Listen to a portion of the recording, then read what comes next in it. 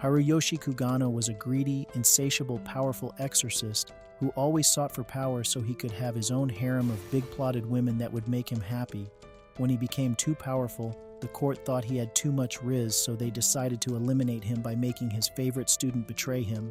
But as his life flashed before him, he used his last breath to cast a spell that Isaac'd him to another world, where he was reincarnated to become a very powerful but stupidly clueless mage. Haruyoshi was a powerful exorcist who had always sought power even as a child. He got all the power he ever wanted and was so powerful that he could summon powerful Ayakashu monsters to be his servants, which made him become the strongest man in his world. But as he sat alone in his burning house like a loser watching his life come to a pathetic end, he thought about how his greed for power has led to his downfall and how he had lost everything. He felt so heartbroken knowing that it was his favorite student whom they had used to bring him down, and he knew all of this happened because he was dumb and stupid. He vowed to do better and not be a loser in his next life and decided to start over one more time. He took one of his papers and using his last breath, he cast a spell that will reincarnate him in another world. When he was reincarnated in the other world, he was born with no apparent magic, and his brother laughed and made fun of him for being so worthless and weak. In this world, humans and demons lived together, and magic was real. He was born into a kick-ass clan of mages called the Lamprogue as the loser, bastard third son, and was named Seika Lamprogue. His mother was a mistress with no riz, but he wasn't bothered by any of this because although his body may have no magical power, he knew he had incredible spiritual powers. He went outside to experiment his powers on some leaves. He said some incantations and made the leaves into leaf shikigami. He waved his hand and turned the leaves into animals. But his dim-witted brother Glai came to spoil his fun and tried to bully him like he always does. However, Seika was tired of his bullying, so he controlled two of the birds he summoned with the shikigami leaves to attack him. When their oldest brother heard Glai screaming, he came to his rescue and chased the crows away while Glai whimpered like a pathetic loser.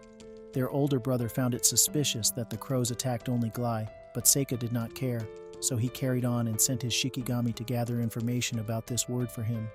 When Seika turned 7 years old, nobody celebrated him because he was the child of a worthless mistress, and he quickly learned to accept that he was always going to be a lonely loser. He soon found out that this new word was similar to his old world, but the civilization here is more advanced, peaceful, and wealthy. One day, while he was alone in his room feeling depressed with his life and cutting papers he would use to summon Ayakashu monsters, he heard a knock on his door and wondered who that might be. When he opened the door, he was surprised to see Yifa, the slave girl, with a very impressive plot and stared at her like a degenerate loser. Yifa gave him his jacket which she had found in the bushes, and Seifa thanked her and told her he was surprised she found it. She told him that it was just luck, but before he could say anything, his bully brother Glai, who had seen him talking to the slave girl, walked up to them and started making fun of how Seika was useless and weak because he had no magic and wouldn't need to study. He bragged about how he'll be going to the Imperial Lodinia Magic Academy, a famous school that has produced a lot of court mages. At that moment, Blaze Lamprogue, walked up and told Glai to follow him so he could help him study magic. Seika asked to follow him too, and the father agreed. When they got to the practice ground, Seika's brothers demonstrated their magic in different flames. His oldest brother's magic came out in green flames after he said his incantations, while Glai's magic came out in red. Glai was very impressed with himself and wanted to embarrass Seika in front of Blaze, so he told him to give it a try and was surprised when Seika agreed. Although Seika made a vow not to seek power or become strong in this world, he couldn't pass up this opportunity to show off his impressive power and prove to Glai that he wasn't weak. Since he couldn't expose his spells, he decided to call on earth and fire. He summoned phosphorus fragments as earth key and ignited it by fire key. He did all this without saying any incantations, and his power came out in the form of a blue flame which incinerated the table and the rock. This shocked his brothers and his father, but his father told them that Seika was clearly an example of those unfortunate people who were able to use magic without being born with it, and he decided that it's the nature of this magic that caused the flame to be blue. Seika told his father that he wished to learn magic, but his father told him there's no point in learning magic since he was clearly a loser, and no mage who was born without magic has ever become successful or great. However, he offered to give him a tutor so he can concentrate on his stupid studies. Since his plan to make Glai stop his bullying failed, Seika decided to focus on learning more about this world by focusing on his studies, while his brothers practiced magic. Years passed by slowly, and soon Seika was 11. All through these years, he was perfecting his power of summoning Ayakashi. In his last life, he defeated and sealed many powerful Ayakashi, who he forced to serve him in battle. He finally managed to prepare the door he would use to summon his first Ayakashi, and although he didn't know what to expect, he hoped it would be a thick woman with impressive plots because his life has been depressing and pathetic for years. He said some incantations and placed the paper in front of his face, and as it started glowing, he yelled "Open Sesame" and threw the paper on the wall. A door immediately appeared from which a young girl appeared. Seika was disappointed to see a dumb young girl instead of a beautiful woman with an impressive plot, which was what he was used to in his last life. But the girl could not wait to have a piece of him, so she jumped on him and started dripping her juices all over him. Seika tried to get her off him, but she was having none of it. She declared how happy she was to see him again. Seika asked her if she was Yuki, and she confirmed that she was. He complained that she looked younger, and she concluded that it was due to the state of his spiritual power at that moment, or the influence of the new world. He still wasn't happy, so she offered to do whatever he wanted. She asked him what he wanted, but he didn't want anything from this Yuki. He told her he can't let anybody see her, so he has to send her back. Yuki immediately disagreed and changed to her original form, which was a fox. There was no way she was going back to the other plane. She told him she was sick of that other plane, so she will hide here. Even though Haruyoshi was now a loser kid, she'd still prefer this plane over hers.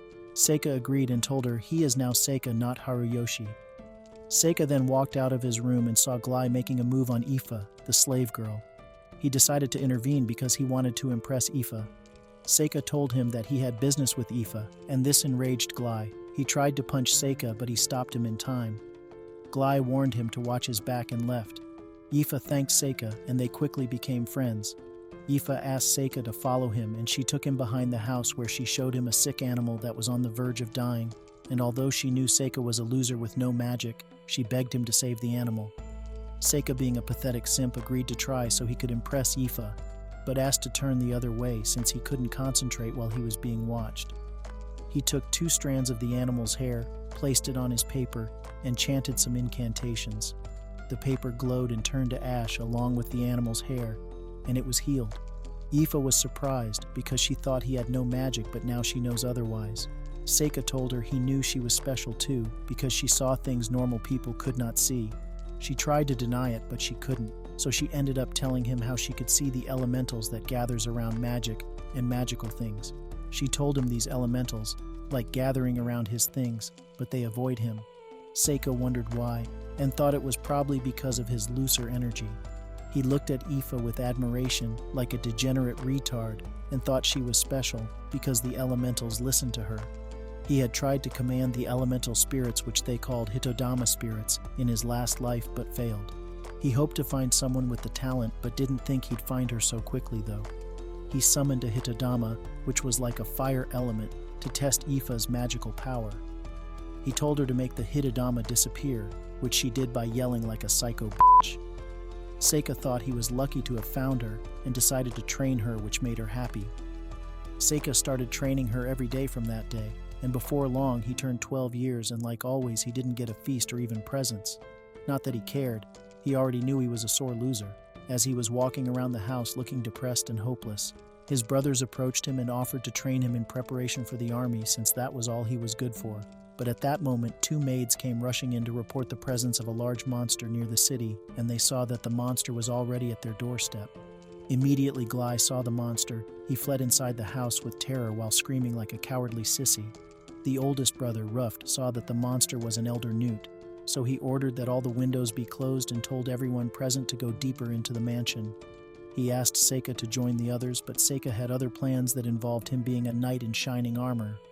Seika ran outside to save Ifa and another maid from the giant red monster that was about to snack on them, but before he could, he reached them. The Hitodama snatched his chance to be the hero, and though he thought he could have done better, he was also pleased that he had trained Ifa well enough to protect herself. Seika led the monster away from the mansion, and at the last second, when everyone in the mansion thought the monster was going to eat him, he cast a spell that sent poison oni flame on the monster. This poison is harmless against humans, but very deadly when used on salamanders.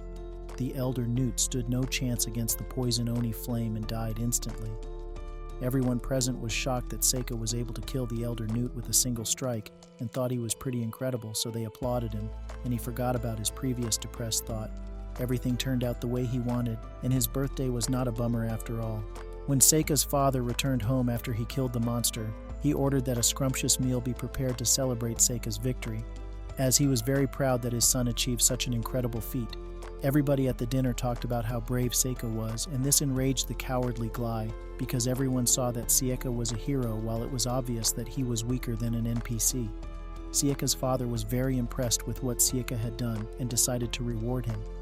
He told Seika to ask for anything, and Seika, who was tired of living in the miserable mansion where he was treated like shit, saw this as an opportunity to leave the house, so he quickly asked to be sent to the Imperial Lodaniel Magic Academy. Surprisingly, his father agreed, but on the condition that he'll pass all his exams without any support from him. Seika could not believe that his father, who didn't care about his existence before now, would grant his request, so he decided to push his luck and also requested that Aoife be allowed to accompany him to the academy as his servant, because he couldn't bear to leave her at the house with Glai, who he saw as a perverted loser. The father told him Yiva will not follow him to the academy because she had no magic abilities. However, Seika told him not to worry, and went on to show him that Yiva in fact had magic ability. He gave Aoife a wand and told her what to say, and this allowed her to create the biggest fireball outside the window. Aoife, who was already a victim of Seika's ultimate riz, did not waste any time and did as she was told, since it meant she would get to leave with Seika. She created a big fireball which impressed the pants off of Seika's father because it was a mid-rank spell, and he agreed to let her go with Seika. At this point, Glai was already bursting out of his pathetic self with rage. He yelled at his father and reminded him that the Lamprog clan had never allowed two brothers to follow the same path, and that he was the one who was supposed to go to the Magic Academy. But then his father told him he would be upholding the family traditions, which is why Glai would be joining the army. This made Glai speechless, and his father went on to commend how much of a good swordsman he was. Glai foolishly pointed out that he also had magical talents, but when he is reminded that his magic couldn't blow the leaves off an apple tree, the dumb idiot was left speechless. Seeing that he couldn't win against his father, he started shouting like a deranged banshee. He asked Seika to duel him, and the winner gets to go to the academy. And if Seika loses, he will have to leave the home immediately. Seika agreed to the duel, and his father told them the rules they'd have to follow during the duel. Later that night, when Seika was in his room, his older brother Luft came to see him to wish him a belated happy birthday and to give him a present. He apologized for being distant from him all these years and congratulated him on his going to the Magic Academy. He also told him he was proud to be his brother. Before he left, he made Seika promise he would go easy on Glai during their duel the following day, and he did. However, Glai could not wait till the next day to duel Seika because he didn't want to follow the stupid rules of his father that were meant for losers and weaklings, so he attacked Seika and challenged him to come down to fight him now. Seika came down and Glai immediately engulfed him with flames, but his fireballs had no effect on Seika. He tried other pathetic spells on Seika, but he didn't even break a sweat. Seika decided to put an end to Glai's antics and put a stunning spell on him so he couldn't move. Seika took control of his weak body and made him accept defeat. He decided to leave him alive because of the promise he made to Luft. He revealed that the Elder Newt monster he defeated did not come to the city by chance. It was all part of his master plan. He had summoned Bonzi and Ayakashi to help him find the Elder Newt and drive it from its nest, and erected a barrier so no one would notice Bronze as well.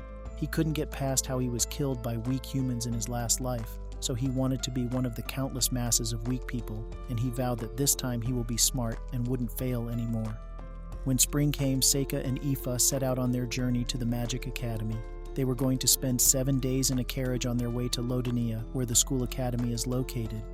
Aoife was very excited that she'll finally be alone with Seika, and she earnestly hoped that she would get a chance to have fun with him. Immediately they started their journey. Seika gave Aoife a necklace with magical stones to put on because he thought they would attract elemental magic to her, but this only increased her infatuation with him. Seika was sick throughout the carriage ride to the academy, but at last they arrived at the academy. While Seika was gone from the house, his father reminisced on how he got to become the father of Seika, who was supposedly the son of his younger brother Gilbert. An unknown lady had brought Seika to him in the middle of the night and left abruptly. His younger brother was a free spirit who wanted to explore the big world and became an adventurer as soon as he graduated from school, but he went missing in demon territory. When Seika first came to him, he was a strange baby with black hair and black eyes, which was rare in the country, and he started using magic at the age of 1. He wondered if Sakia was the child Gilbert had with a demon, but Seika had no magical power. He felt bad for what he did to Glai, but he believed it would be too dangerous to send Seija to the army. He felt Seika could become a hero who protects the nation, or a demon king that could destroy the people depending on his environment. And Gilbert once said the academy was a good place. When Seika and Yifa got to their destination, Seifa still felt sick from the ride, but he got both of them different rooms. However, Yifa was disappointed when Seika told her he had gotten different rooms for them and tried to give him hints so he could invite her to his room, but Seika was too much of a dumb fart to get what she was hinting at. When Yifa left, Yuki, his Ayakashi, tried to explain to him that Yifa was smitten by him, but like the dumb virgin slacker he was, he remained clueless. The next day, Sakia and Yifa went into the academy. The building looked like a medieval royal castle.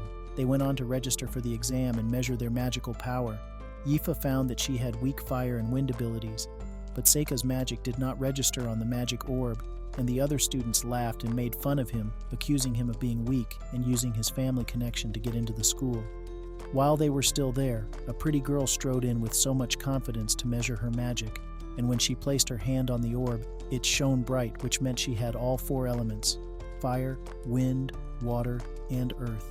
Seika noticed that the girl was someone he knew from his last life and tried to talk to her, but she rudely shut down his advances and walked away, causing Seifa to be fascinated. Later on, Seika and Yiva wrote the written exam that is required to enter the Magic Academy. Yiva was worried that she might not pass because her brain was mostly filled with sus thoughts about Seika during the exam, but Seika encouraged her to make up for it in the practical exams. While they were waiting around for the practical exams to start, Seika saw Amu, the stunning girl who had rudely told him off the previous day, and this time she was carrying a sword. Seika dumbly stared at her like a retard and wondered how strong she was. Before long, a goblin-looking man came to announce the beginning of the practical exams. He laid ground rules for the exam and told them what to do to get scores. Each student was required to attack the targets with whatever elemental ability they had. Seika saw that most of the students had just 1 elemental power and were only able to attack 1 target. It soon got to Aoife's turn. Seika wished her good luck, and she started demonstrating her powers. She created a huge fireball and struck the target, causing a huge explosion. This impressed everyone present, including Seika. She impressed them further when she used her wind powers to shoot massive holes through the target before she called it quits. When it got to Seika's turn, he used his spiritual powers to attack the target since he has no magic. This surprised everyone because they all thought he had no magic. The next day, Seika and Yiva came back to the school to check their result. They saw that Seika ranked 3rd while Yiva ranked 2nd. This made Seika jealous because he expected to do better than her. He soon forgot about that when he saw that Amu had ranked 1st like he had expected, and he thought he might have found who he was looking for to help him reach his goals. Several days later, an official invitation was sent to Seifa and Yifa, and they were officially enrolled at the academy. On the day of the entrance ceremony, Seika tried to look his best so he could impress the girls with his riz, but as they were walking towards the school, Yiva spotted some dark elementals which led them to a magic circle. Seika had a bad feeling about the circle, so he left some of his Shinigami in the forest to keep an eye on the circle before they went back to the school. When they entered the big hall where the ceremony had already commenced, they found a feast awaiting them. Seika immediately started eating like a starved pig, but then he saw the stunning Amu walking magnetically to the stage to give her speech, and he couldn't take his eyes off her, so he stared on like a degenerate sock addict. Immediately after Amu started giving her speech, Seika felt demons coming close to the school. But before he could react, the demons blasted the doors of the hall open and started attacking the students. Seika noticed that there was something off about the movement of the demons, like they were being controlled. He used his spells to search the forest and found the instigator of the attack. He immediately told Aoife to run if things got out of hand, and left to confront the instigator of the attack. When he got to the forest, he saw an ugly demon that looked like a werewolf that got stuck in the middle of a change. The demon thought he was a foolish child seeking for glory and summoned his servants to get rid of him. Seika got rid of them with a single spell without breaking a sweat.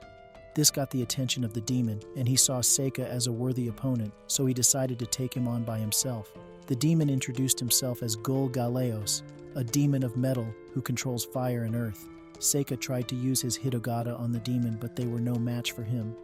The demon attacked him with his blades, which Seika avoided narrowly. Seika tried to engage the demon in a conversation so he could know what the demon was there for. The demon told him he came for the hero, who happened to be Amu. The demon rained a torrent of blades on Seika and declared the fight over, after which he beheaded Seika.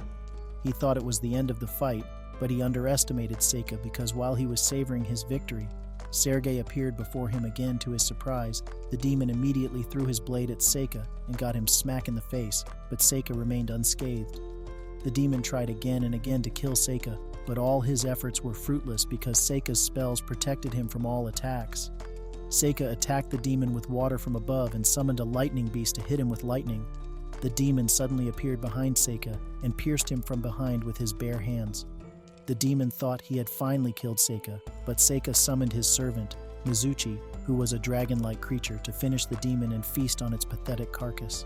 Mizuchi tried to escape, but Seika quickly overpowered it and sent it back to its plane. He was surprised that a servant as weak as Mizuchi would dare to rebel against him, but he knew it was because his body was not as mature as it was in his previous life. He went back to the school and saw that everywhere was in disarray, and all the lesser demons had been defeated. Aoife told him that Amu defeated them all by herself. On hearing this, Seifa realized that Amu could become the strongest instead of him, and he could serve under her, because he believed that serving under the strongest a person must be the smartest way to live. Seika had a clear and simple plan to make friends with someone powerful and reap the benefits of flying under the radar. He wanted the easy way out, and didn't want the attention because he didn't want a repeat of what happened in his last life. He decided that Amu was the person who would help him to achieve what he wanted, and like a weird loser, he kept trying to make contact with her, but Amu didn't want to be associated with such a dumb loser. Okay. One morning when Seika and Aoife were walking to school, their goblin-looking loser teacher almost dropped a cauldron filled with disgusting mixture on them and apologized to them, and they headed over to their class. During the class, their teacher asked Amu and Aoife, the top 2 students in the class, to go to the temple in the forest and to deliver the new student roster. Seika didn't want to miss out on all the action, so he selfishly commanded Aoife to refuse so he could take her place instead, since he was the 3rd-ranked student. Aoife, who constantly tried to impress his undeserving ass, had no choice but to agree. Seika told Aoife that he wanted to protect Amu from danger, which was why he took her place, and this made Aoife jealous because she wanted to be the only one he protected. She reminded Seika that she was strong too, and continued to simp after him like a loser, but Seifa had his heart set on Amu and paid her no attention. On the day of the ceremony, Amu and Seika took the student roster and headed into the forest. Before long, they walked into a magic circle which teleported them to a creepy underground dungeon where they were attacked by monsters. Seika pretended to not have any power, but had to step up when the monsters knocked Amu down. He summoned one of his servants to get rid of the monsters and went back to Amu. Seika noticed that Amu was suffering from bad headaches. He put up a barrier that stopped the headache and suggested that the headaches might be due to a curse that was placed on her. He told her the curse might be placed on a part of her body she could not see. This made Amu strip off her clothes and asked him to check for curses on her. Seika took his time to explore her plots like a pervert, but he didn't find the curse, so he made a temporary spell that will stop the headaches for her. While they were still in the barrier, they got to know each other and became friends. They went deeper into the dungeon and defeated more monsters, and when they saw a giant dungeon bat, Seika convinced Amu that they could beat it together, so they attacked the dungeon bus, and with the help of Seika, Amu was able to defeat it, and this made her like Seika even more. They decided to keep teaming up, and they successfully escaped the dungeon and returned back to the school where they answered all of their teacher's questions. Seika suspected that their goblin-looking teacher called Cordell might be responsible for the demon attacks and what happened at the dungeon, so he confronted him and found out that his teacher was a spy for the demons. Cordell revealed that his plan was to get rid of the hero. Cordell immediately tried to attack Seika, but Seika told him that he knew about the curse he placed on Annie. The curse was very powerful and was meant to end her life, and so Seifa used his spiritual powers to transfer the curse to himself. After that, he cast a spell to send the curse back to its owner. Before Cordell could react, the curse went back to him and killed him immediately. He left the teacher, and the next day he gave a ring he found in the dungeon to Aoife, which made her happy. Seika saw Amu walking by and waved her over. She ignored him and went straight to talk to Aoife, and he dumbly wondered what he did wrong. After Seika got rid of the evil goblin-looking teacher, there were no more demon attacks, and now it was the first day of their sophomore year. In the meantime, Amu was now good friends with Seika and Aoife. Seika put wards up around the school so that he will be notified if there were any signs of assassins or demons in the school. There were none so far, and he thought the entrance ceremony that year would end without incident. While they were in the dining hall, the vice principal summoned Seika and Aoife to come to the principal's office the evening of the next day. Seika had a bad feeling about it and wondered why the principal would want to see him.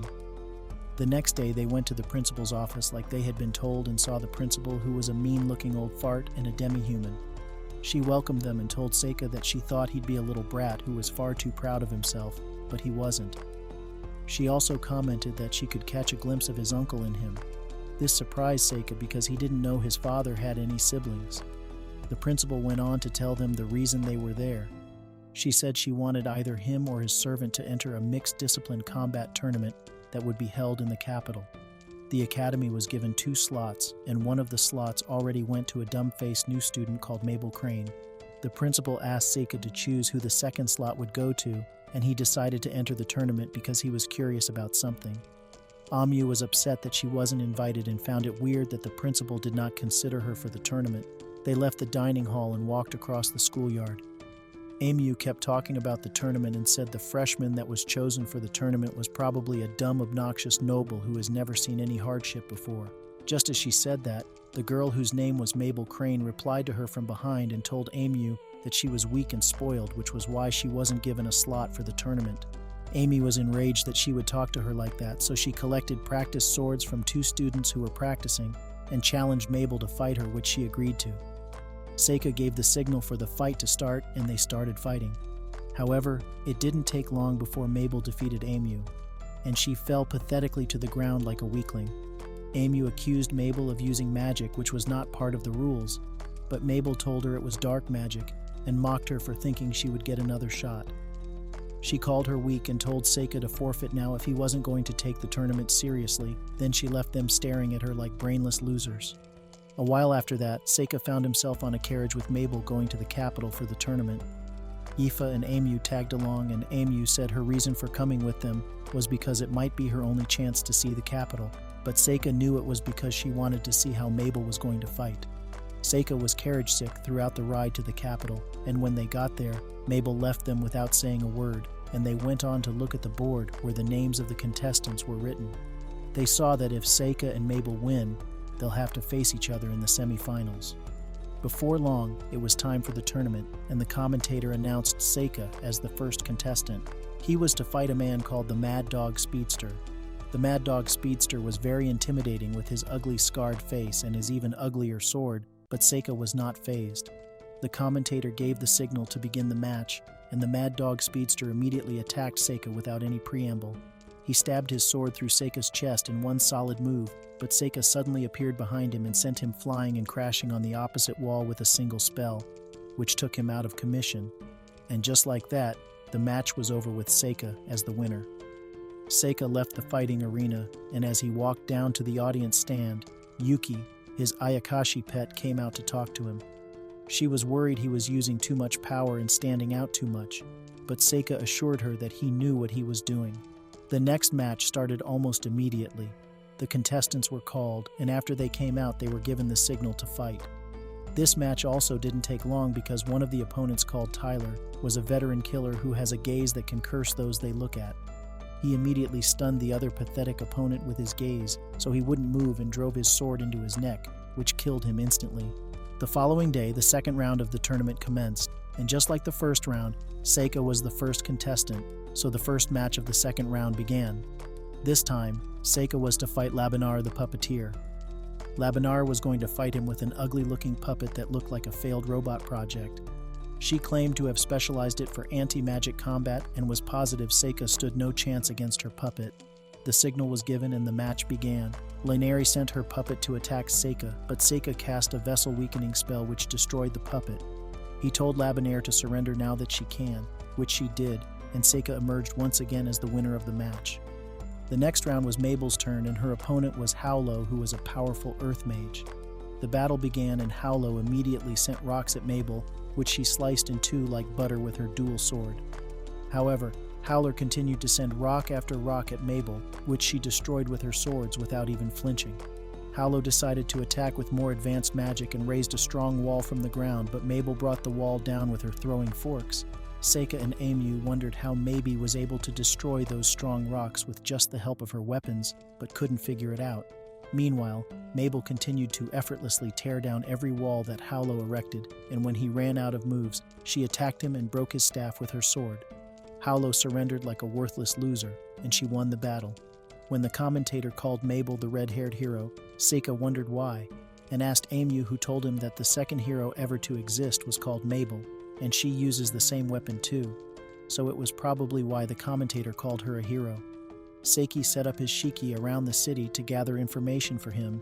He noticed that there was a demon spy in the city, so he confronted him and accused him of being a demon informant. He denied this and pretended to walk away, but suddenly turned around to attack Seika with his dagger. Seika quickly cast a binding spell on him and vines erupted from the ground to trap him.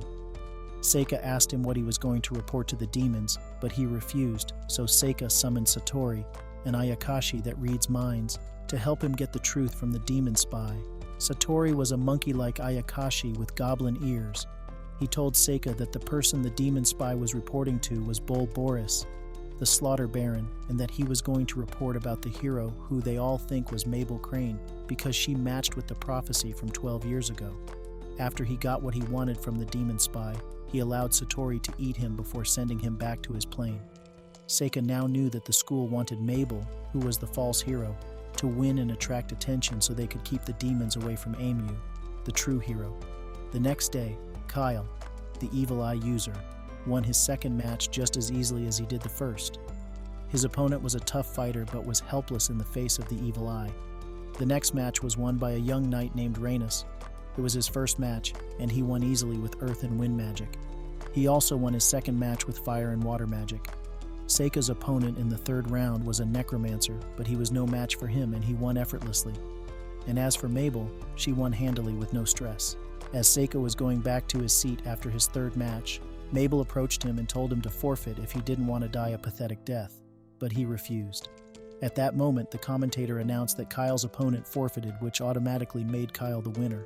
The commentator went further to announce that since both Rhaenys and Kyle won their third round by default, they'll hold their semi-final bout that day. They were both called to the arena, and the battle began. Rhaenys began by creating a buff against Kyle's evil eye, using light magic, but this did not faze Kyle, and he started walking slowly towards Rhaenys. When Rhaenys saw this, he started throwing all the elements at Kyle, but they had no effect on Kyle. Rhaenys raised a bunch of miserable puppets to fight Kyle, but Kyle destroyed them with his gravity magic. Rhaenys soon ran out of his useless tricks and stupidly tried to attack Kyle with his blade, but Kyle held him in place by stabbing his own shadow into Rhaenys' shadow.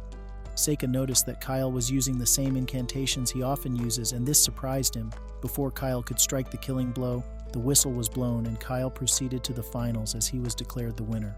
That night, while Seika was getting ready to sleep, Mabel attacked him and tried to kill him. Seika saw her in time through his shiki and was able to avoid her killing blow. He came down from his room and they started fighting. When Mabel saw how strong he was, she created a distraction and ran away like a spineless coward.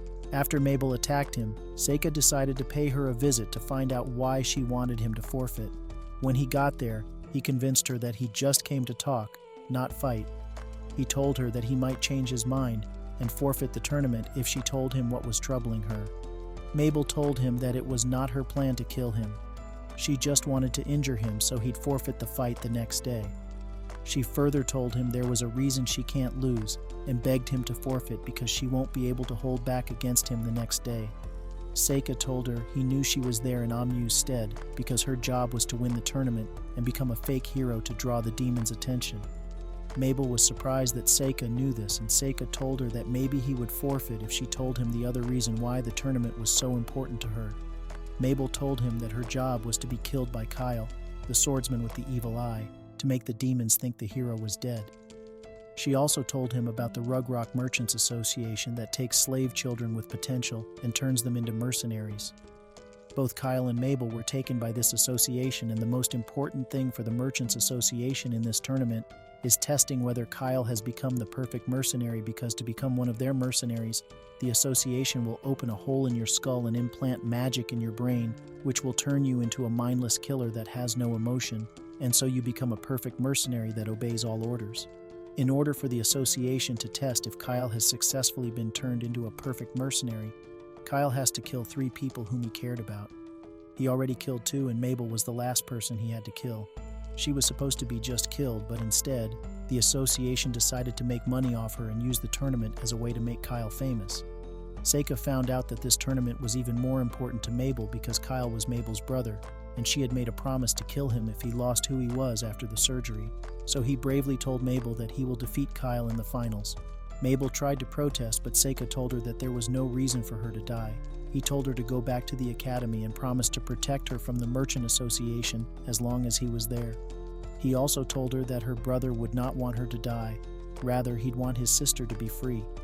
Mabel refused to run away like stupid weakling and told him she will use her full power in the finals to beat him, and Seika said he will prove to her that he was the strongest before she left.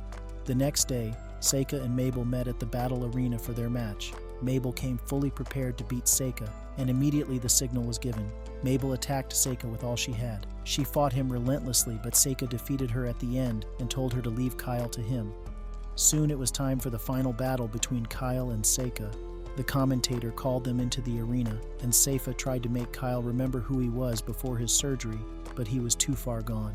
After the commentator gave the signal for the fight to start, Seika cast a spell that created a fog around them to prevent the audience from seeing what was going on in the arena.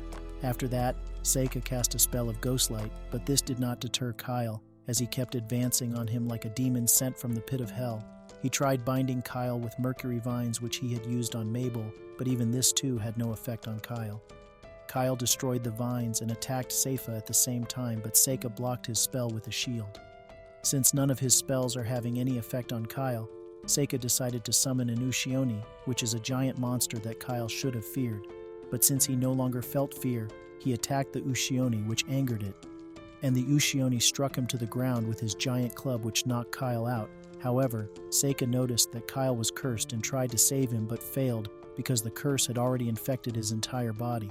This made him angry and started trying to bring Kyle back from the dead, but Yuki advised him not to. She reminded him that he is supposed to hide his power in this life and begged him not to expose himself. At last he remembered why he reincarnated and stopped the process of bringing Kyle back from the dead. He told everyone that the reason why Kyle disappeared was because he destroyed him without leaving a trace. After it was confirmed that he defeated Kyle, the tournament committee gave him the victory medal. He politely declined to join the royal guards and collected his prize money. Seika moved Kyle's body into another phase of space to carry it out of the arena. When he told Mabel that he failed to save his brother, she held no grudge against him because she knew somehow that her brother had been cursed and knew he was going to die anyway. However, she was sad she didn't get to bury his body and say a proper goodbye to him.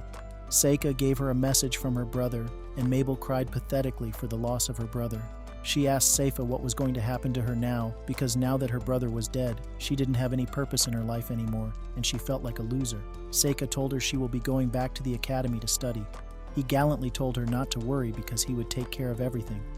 They both went back and met up with Aoife and Amyu, where Seika told them most of what happened, skipping the hero part because he didn't want Amyu to know. Yet Amy and Mabel decided that they would be of more help to each other if they were friends instead of rivals, so they made up and became friends. After this, they got in their carriage and headed back to the school. When they reached the academy, Seika went on to confront their dwarf principal to give him a piece of his mind and to plead Mabel's case. The principal confided that Mabel was their way of protecting Amyu from the demons, and she confirmed that the Merchant Association sold Mabel to her instead of lending her so they wouldn't ask for her back. She also confirmed that her plan all along was for Seika to win the tournament and bring Mabel back to the school. Seika asked the principal why she went to such great lengths to make sure he participated in the tournament, and she told him it was because she felt bad for Mabel after seeing her miserable face and couldn't stand her loser energy. So when she told the principal she wanted to set her brother free, the principal came up with a way that would cause her to lose but survive. She told Seifa that because she had lived a long, miserable life of over 300 years, she could tell how strong someone was by just looking at them, which was why she chose to send him. She reassured him that Mabel's safety is guaranteed in the school, so Seifa felt his work there was done and left. She told Seifa that because she had lived a long, miserable life of over 300 years, she could tell how strong someone was by just looking at them, which was why she chose to send him. She reassured him that Mabel's safety is guaranteed in the school, so Seifa felt his work there was done and left. After the whole tournament event, some weeks went by peacefully, and Seika's friendship with Aoife, Amu, and Mabel became stronger. Before they knew it, summer break came around, and as they were eating lunch together in the dining hall, Seika told them he was going to go and investigate a dragon in the kingdom of Asteria. Amu asked him why it had to be his dumbass, and he explained that a member of the Astrian Diet asked his dad to go, but his father was sending him instead since he was busy. Amu and Mabel begged Seika to let them go with him, but he refused because they didn't have enough plot for him. He wanted only Aoife with her impressive plot to come with him, so he asked her if she would like to come with him, and she happily agreed. While they were still in the dining hall, an obnoxious young man strode into the hall looking for Seika. He introduced himself as Cecilio, the crown prince of Astria. Seika immediately stood up and told the prince he didn't need to come all the way to the academy, as he was going to come to him anyway. The prince told him he wanted to see the Empire's magic academy while meeting with Seika. When the prince saw Aoife standing next to Seifa, he was impressed with her plots and immediately asked what her name was. She told him, and he told her she was beautiful. The prince held her hand and went down on one knee in a simp move and told Aoife he'd like her to join his country's harem and become one of his wives, because he thought she was of a noble status, since she attended the school. Aoife was surprised, and she immediately told the prince she was a slave and Seika's servant. However, the prince did not mind that she was a slave, so he turned to Seika and told him to name his price for her, but the prince's escort, who was embarrassed by the prince's perverted behavior, told him that there was not the place to discuss such matters. They all went to a more private place to discuss the purpose of the prince's visit. The prince told Seika that the Dragon of Austria had lived in harmony with the people of its land for over a century, but it has been acting strangely over the past year, attacking crops and cattle. This was causing damage to the land, so the prince told Seika to help him investigate the issue and help him find a solution. After the meeting with the prince, Seika was walking on the school grounds when Amu and Mabel intercepted him and dragged him inside a bush. They warned him not to give Aoife to the prince or even bring up the topic for discussion with her, because they thought it would make her sad. 2 days later, Seika and Aoife left the school along with the prince and his escorts. While they were in the carriage, Aoife told Seika that the prince asked her to ride in his carriage before they left, and this made him jealous. 9 days later, they reached the old capital of Austria, Proto-Aster. When they came down from their carriage, the prince joined them and told them about how everyone has gotten scared since the dragon started attacking things and how this had made trade difficult in the city. While they were still outside, the dragon flew over their head and tried to attack them. At that same time, a lava tiger tried to attack the dragon, but when it failed, it turned its attention to Aoife and tried to attack her. Seika cast a spell that trapped the lava tiger just as it was about to hit Aoife and saved her. The lava dog immediately started melting the transparent fortress Seika used in trapping it with its amour. But before he finished melting the trap, Seika ran to it and was about to cast a spell that will permanently destroy the lava tiger when the owner of the tiger, an annoying summoner who looked homeless, suddenly came to tame the lava tiger and made it disappear. The prince, who has been hiding like a wimp because he has been terrified by the lava tiger, ran out of his hiding place and shouted at the annoying summoner for almost getting him and the guest of the empire hurt. The summoner told him that the situation with the dragon had changed since he had been away, because the dragon has been in a very bad mood for the past few days and has started to attack people like they just saw. Seika, feeling left out, came to the prince and asked him who the annoying man was. The prince told him that the annoying homeless-looking man was Zekt, the head of a mercenary group he hired. He went on to introduce Seika to Zekt and warned Zekt to be on his best behavior around Seika. Zekt did not fear the prince because he thought of him as a loser, so he continued being rude to Seifa, calling him a brat. Seika asked the prince why he hired the mercenaries, and the prince told Seika that the mercenaries were there to kill the dragon, as it is the only way he could put an end to the problem of the dragon.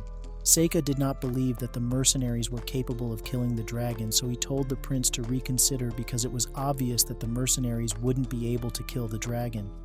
This enraged Zekt, and he bragged that he had slain tons of dragons before.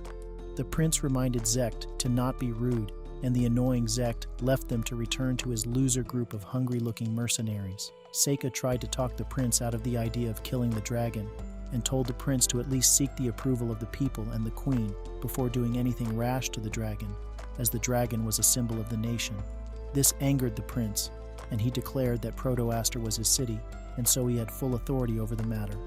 He told Seika to stay out of his nation's problem. Seika apologized for overstepping and turned to Aoife to scold her for not using her magic to protect herself when the dog tried to attack her. He told her he was not always going to be there for her, so she needed to learn how to protect herself and stop being a pathetic loser. They headed back to the carriage and returned to the royal palace. The next day, Seika and Aoife decided to take a look at the documents about the dragon at the library. They found a similar case that happened 150 years ago. They discovered that the cause of the dragon's wariness in that case was because the dragon had children. Seika decided to go to the mountain where the dragon lived to see if he could determine the problem from seeing the dragon up close. That night, Aoife came to meet Seika to tell him that the prince was requesting to see her, and she didn't know what to do. Seika told her not to go to the prince and promised to speak to the dumb prince on her behalf. He offered to let her sleep in his room since she was scared, and that night, they spent the night together. When they were about to sleep, Seika stupidly told Aoife that she could join the prince's royal harem if she wanted to, which upset Aoife greatly. But because Seika was a dumb virgin slacker, he was clueless about this and instead thought he was doing her a favor. The next morning, when Seika woke up, he saw that Aoife had already left. His pet told him he had been too hard on her the previous night and had hurt Aoife's feelings, but Seika remained clueless. He went to the prince to confront him about summoning Aoife the previous night. The prince told him he wanted to talk to her. He told Seika to name his price for Aoife because he was willing to pay any amount of money to get her, but Seika refused. Seika told the prince that if Aoife joined his harem, it would be because she chose to not, because he sold her to him. Before Seika left, he told the prince he was going to the mountain where the dragon lived. The prince told him to be careful, and he left after saying goodbye to Aoife. After Seika went to the mountain, the prince sent his advisor Lies to convince Aoife to join his royal harem. The girl whose ear looked like that of a goblin tried to poison Aoife's mind against Seika by telling her that Seika was a monster she should avoid, after which she took her on a tour of the harem. When Seika got to the mountain, he summoned an Ayakashi to take him to the top of the mountain, where he saw the dragon resting in its nest. He led it away from the nest and trapped him with the help of another Ayakashi he summoned. He was not surprised when he saw that the dragon, who was supposed to be male, had a dragon egg in his nest, because he knew it was possible that the dragon changed its sex to be able to reproduce since there was no female dragon present. Now he had to find a way to hatch the egg now that he knew why the dragon had been wary. Meanwhile, Lies showed Aoife all the good things she could gain if she joined the royal harem. She then told Aoife that it was obvious that the prince was in love with her, and that although he was inexperienced in the way of the world, the prince was a good person. After they completed the tour, Lise took Aoife to see the prince, where she saw that the prince had already started the paperwork to liberate her from slavery. She protested that the prince should seek Seika's approval, but the prince told her it won't be needed because he had plans to force Seika to sell her to him if he refused to free Aoife. The prince further said he knew Seika was a monster, and he couldn't let her stay with a dangerous master any longer. However, Aoife told the prince she didn't want to be freed, but the government officials advised the prince to force her into signing the paperwork, and like a spineless loser, he agreed. Aoife tried to use her magic to fight back, but Lies surrounded her with a magical barrier and warned her not to. Lies went on to cut her thumb so she could force Aoife to sign the paperwork, but as she was about to place her bleeding thumb on the document, Seifa came back riding on the back of the dragon. Seika, who was clueless as to what was happening, announced that he had made friends with the dragon and needed someone with fire abilities to help keep the dragon egg safe. He asked Aoife to come with him, and she quickly went to him. She apologized to the prince and told him she was going with Seika because she really likes him. The prince stood by helplessly and watched her as she rode away with Seika on the back of the dragon. Immediately they got back to the dragon's nest. Zekt and his miserable mercenaries came to attack them with the intent to steal the dragon egg, which was what they were after all along. Zelt sent his lava tiger to attack them, but before Seifa could block the attack, Aoife attacked the lava dog with water abilities she didn't know she had because she was done with being pathetic and weak, and this surprised Seika. Zekt sent the lava tiger and all his pathetic mercenaries to attack them again, and Zyka blasted the lava tiger out of existence with white flame. Before Zek could attack again, the dragon came forward to confront him, and all his mercenaries tried to flee, but Seika stopped all of them with his vine spell, and Aoife set Zek's spellbook on fire, which left him completely defenseless. Seifa, Aoife, and the dragon went back to the royal palace, taking the mercenaries with them to report what they had found to the prince. Seifa told the prince that the dragon was not the enemy, but the prince asked him to kill the dragon because he wanted to impress the Diet Council, and when Seifa refused to do as he had ordered, he told the guards to arrest him on suspicion of using magic to cause the Asterian dragon to behave erratically. Seifa decided to play along with the prince's stupidity, but then the prince tried to convince Aoife to be with him, and this angered Seifa, so he broke free from the guards and yelled at the prince and told him to think about doing his job as the crown prince before he start thinking about glory and women. Lays decided to put an end to all the drama, so she asked Aoife how she felt, and Aoife told the pathetic prince that she will be returning to the academy with Seika because she was not interested in joining his harem. This made the prince feel like more of a loser. Lise apologized to Seifa and thanked him for his help with the dragon matter. Lise asked to talk to Aoife in private, where she confirmed that Aoife was truly in love with Seifa. Lise gave Aoife some of her light elements, which were rare and can be used in healing because looking at Aoife reminded her of the elf princess in the fairy tales. Lise wished her happiness and called her comrade, which made Aoife realize that she was a descendant of elves, which was why she could use elemental magic. Aoife shared this with Seika on their carriage ride to the academy, and Seika told her that he was glad she rejected that loser prince. With them to report what they had found to the prince. Seifa told the prince that the dragon was not the enemy, but the prince asked him to kill the dragon because he wanted to impress the Diet Council, and when Seifa refused to do as he had ordered, he told the guards to arrest him on suspicion of using magic to cause the Asterian dragon to behave erratically. Seifa decided to play along with the prince's stupidity, but then the prince tried to convince Aoife to be with him, and this angered Seifa, so he broke free from the guards and yelled at the prince and told him to think about doing his job as the crown prince before he start thinking about glory and women. Lays decided to put an end to all the drama, so she asked Aoife how she felt, and Aoife told the pathetic prince that she will be returning to the academy with Seika because she was not interested in joining his harem. This made the prince feel like more of a loser. Lise apologized to Seifa and thanked him for his help with the dragon matter. Lise asked to talk to Aoife in private, where she confirmed that Aoife was truly in love with Seifa. Lise gave Aoife some of her light elements, which were rare and can be used in healing because looking at Aoife reminded her of the elf princess in the fairy tales. Lise wished her happiness and called her comrade, which made Aoife realize that she was a descendant of elves, which was why she could use elemental magic. Aoife shared this with Seika on their carriage ride to the academy, and Seika told her that he was glad she rejected that loser prince. Back at the academy, the summer break was over.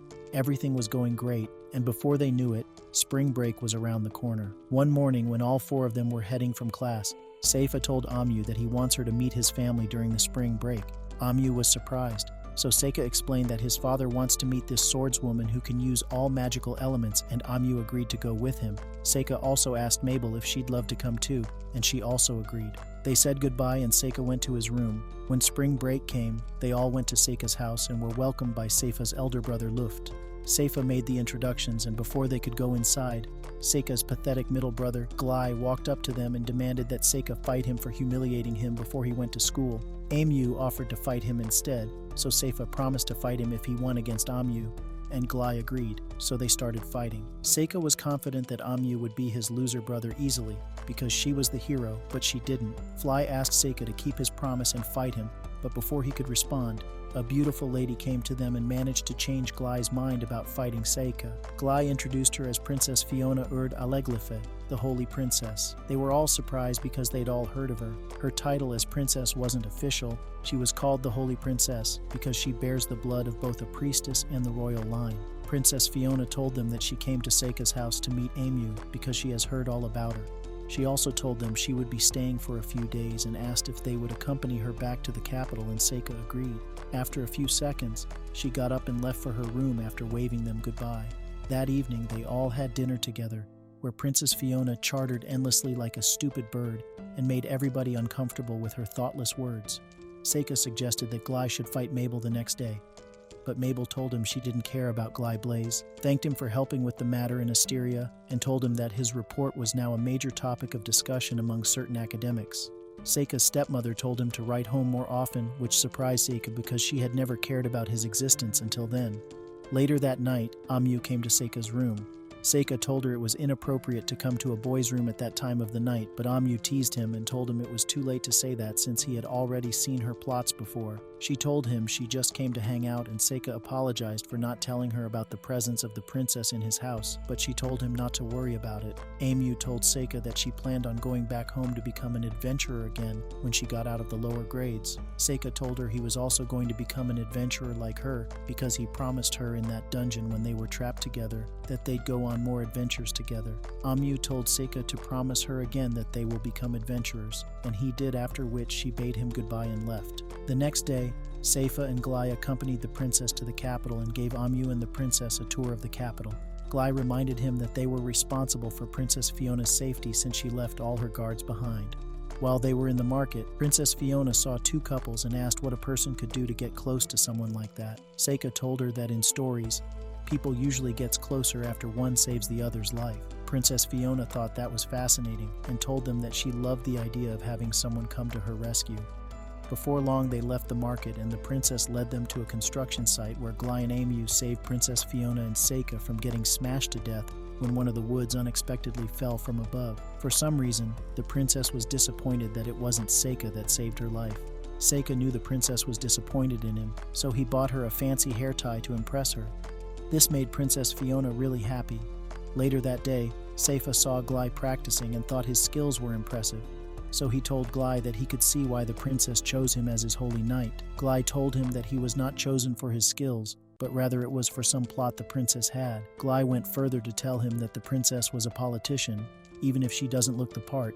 It was why she became famous despite the fact that she was never allowed to leave her house, and now she was considered a candidate for the throne. Glai also told him that the princess could see the future, and that she inherited this gift from her mother, who was the oracle priestess that spoke of the prophecy of the hero and the demon, which means Princess Fiona knew Amu was the hero. Seika asked Glai why he was telling him all of this, and Glai told him it was because the princess was eager to see him, so he figured it wouldn't hurt to tell him, and then he warned Seika to not get involved and left. But what they didn't know was that Princess Fiona was listening in on their conversation.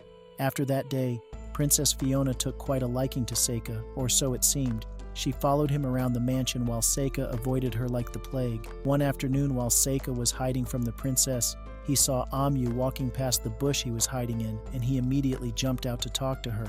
Amu told him his loser brother was helping her practice and complained about not being able to win a single match.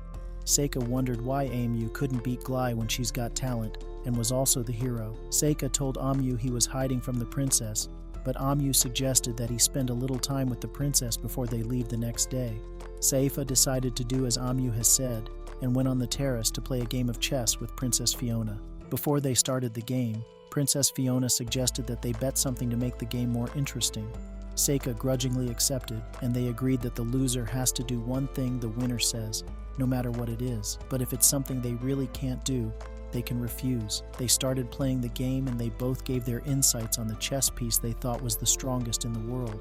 The princess told Seika that she was going to win, and Seika told her that he knew she could see the future. She asked if Glai told him, and he said yes. He went on to tell her that he knew something was up even before Glai told him. Princess Fiona wanted Seika to trust her, so she decided to tell him one of her weaknesses. She went further to tell him what she was thinking. She told him that there was a person she really wanted to save, and that she couldn't say more than that because it might change the future in a way she could not predict. Seika asked her if that was the reason she wanted to meet Amu, but she refused to say any more than she had already said. Seika told her he will support her and that she should not hesitate to call him if there was anything she needed him to do.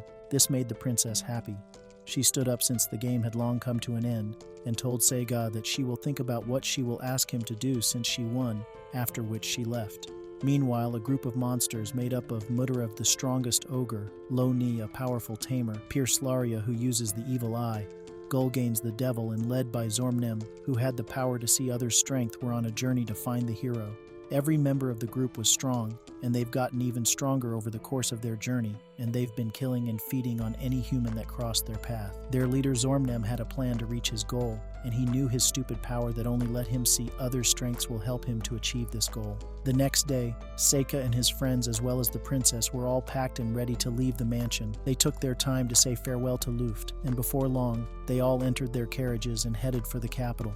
On their way to the capital, Seika sent his Shiki above them in order for him to watch and prepare for any attack, so he was expecting the attack of the assassins when they suddenly blew up one of the carriages. Fortunately for them, it was an empty carriage that was used as a decoy. Seika jumped on the top of the carriage that the princess was in, and he saw that the assassins were positioned in different parts of the forest. The dumb leader of the assassins commanded some of the assassins to aim their bows and arrows at Seika. However, he created a magnetic storm around himself which deflected all the arrows. This did not discourage the leader of the assassins, so he instructed the assassins' mages to hit Seika and the carriage with their magic.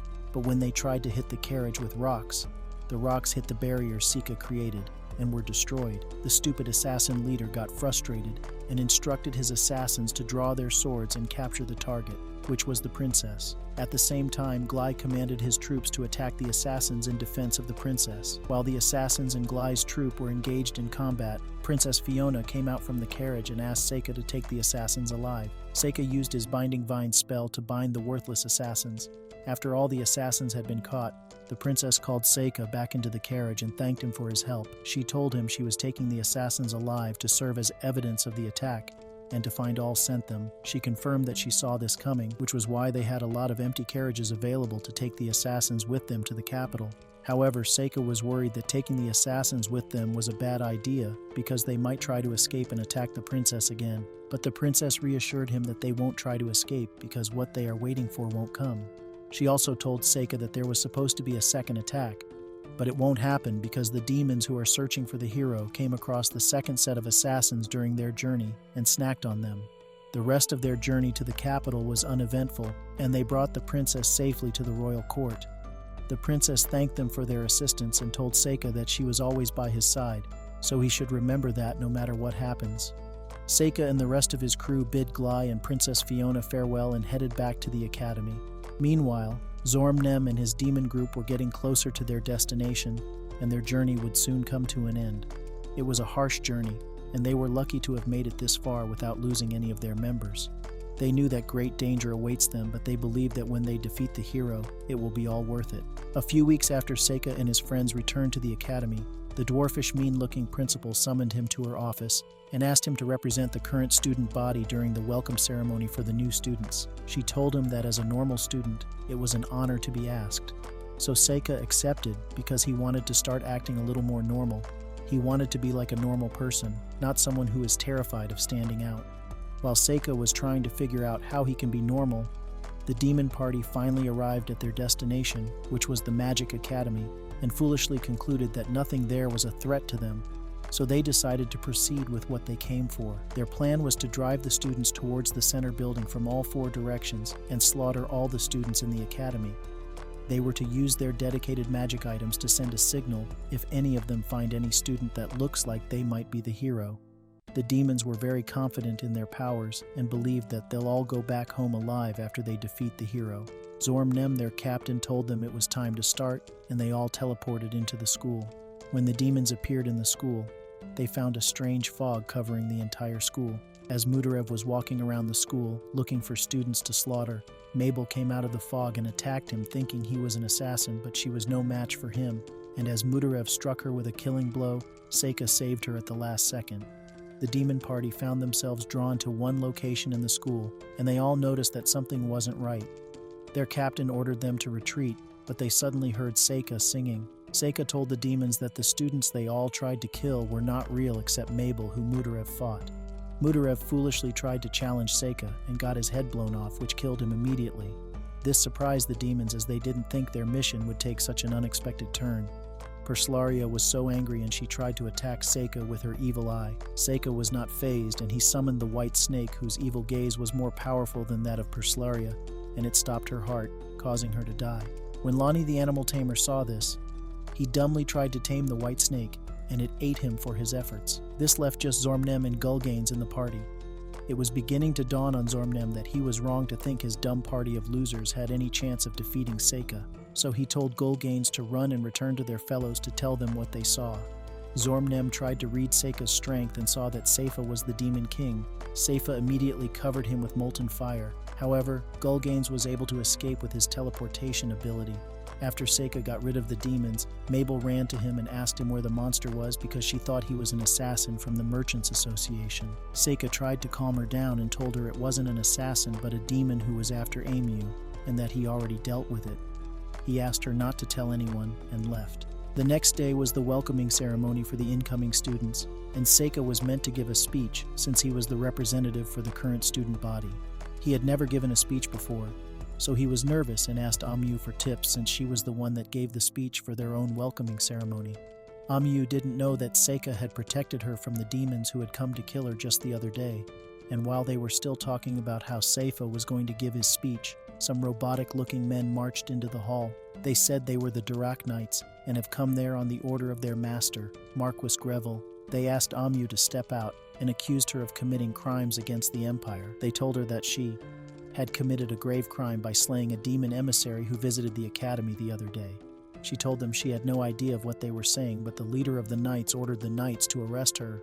When the knights seized Amu, Aoife and Mabel prepared to attack the knights, but Seika stopped them and told Amu not to worry because he was sure they'd let her go when they saw that she was innocent. This angered the knights, and they immediately tried to attack Seifa. The leader of the knights stopped them and told them not to cause any problem, and Seifa watched helplessly as they took Amu away, and he felt like a useless loser because he could do nothing to stop them. Seika went to the principal to see what she could do to help Amu. He told the principal that it seems like the Empire is trying to come up with a reason to kill the hero, and asked her why. The principal told him that not everyone in the Empire agrees about everything, and that she was applying pressure on the Imperial Court from a variety of angles. She further told him to just sit and wait for good news and not get any ideas. This enraged Seika, and he asked the principal what she meant by ideas and how long it will be before her so-called pressure bears fruit. He also asked her if she was sure her efforts will be able to save her before she dies under suspicious circumstances. After he said this, he quickly apologized for his outburst and left the principal's office. Immediately, he came out from the principal's office. Aoife and Mabel rushed to him and asked him what he was going to do, but Seika told them not to worry because the principal had promised to handle the situation. He told them that there was nothing the three of them could do, so they should just sit and wait, after which he left them and went outside. Immediately he went outside. He summoned Mizuchi to help take him to where Amu is being held. Yuki tried to talk Seika out of doing something rash and told him that if he wanted to be smart in this world, he should give up on saving Amu. Seika asked her why, and she pointed out that he was about to unleash his power on the nation's most important people, and there was bound to be consequences, and this will attract attention to him. Seika told her that if anybody sees his power, he will just make sure they don't live to tell about it. Yuki asked him why he was so angry and begged him to think his actions through, but Seika angrily told her that she was just an Ayakashi, so she shouldn't tell him what to do. He hopped on the Mizuchi and commanded it to head west. He used his powers to get her exact location and walked fearlessly into the building filled with trained knights. The knights tried to stop him, but all their efforts had no effect on him. He crushed all the knights that stupidly tried to stop him effortlessly, and told the knights that if they do as he says, he'd let them live, but instead, they shot their useless fire at him. So he used a spell of white flames to incinerate them and summoned Sickle Weasel, an Ayakashi that cut through the knights like butter. After he got rid of the knights, he went inside the prison to set Amu free. He incinerated the bars keeping her from freedom and told her to come with him. Amu was happy to see him, but she feared that Seika freeing her might cause problems for him and his family, so she refused to go with him. Seika told Amu that they'll never give her back her freedom because she was the hero and they wanted her dead. While Seika was still trying to convince Amu to come with him, Glai came into the prison and Seika immediately attacked him. But before they could start fighting, Princess Fiona came into the prison and told them there would be no need for that. Princess Fiona told Seika that she came to answer his questions as a show of good faith. Seika asked her to tell him why Amu was about to be killed, and she told him that the Demon King and the hero are both relics of the past. But now the modern world do not have use for them because a single hero is no longer enough to conquer a city like they did in the past. She went further to tell him that the hero carries the potential to start a war just by existing, and nobody wants a war, which was why both the demons and the Empire wanted to kill Amu to stop a war from happening. When Seika still wasn't pleased by her answers, Princess Fiona went on and told him the Academy and its allies alongside her were doing their best to protect Amu. She asked Seika to leave for now and promised to use every bit of power she had to ensure Amu returned home safely, but Seika refused. He told her he had no reason to trust her so Princess Fiona told him to take Amu and go, which he did. Princess Fiona told Seika to head to the free city of Rachna with Amu. She provided them with a carriage stocked with money and provisions, and also told them that Amius's sword was waiting for her too. Amu thanked her for everything she had done and for making her time in the cell comfortable. Before they left, Seika brought back all the knights he killed to life as an act of appreciation to Princess Fiona, after which they started their journey to the free city of Rachna, where they intend to start a life of endless adventures.